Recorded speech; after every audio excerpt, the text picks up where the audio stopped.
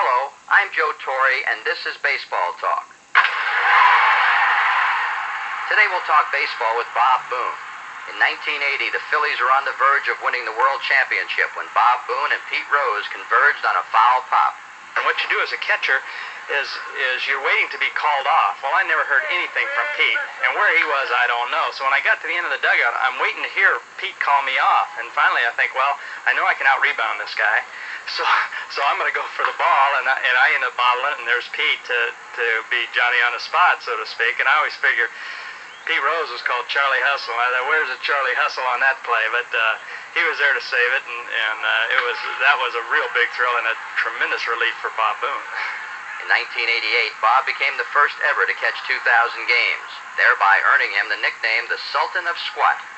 I think breaking Al Lopez's record of 1,918 games was probably a bigger thrill for me because, you know, there was some doubt whether I would ever make that, and I knew about that as a goal for a couple of years prior to reaching it. But to me, it doesn't change what happens in the game. It's kind of a nice thing, to say that you did something in your career that was a little different from somebody else or special. The 88 season was also one of Bob's best with the bat.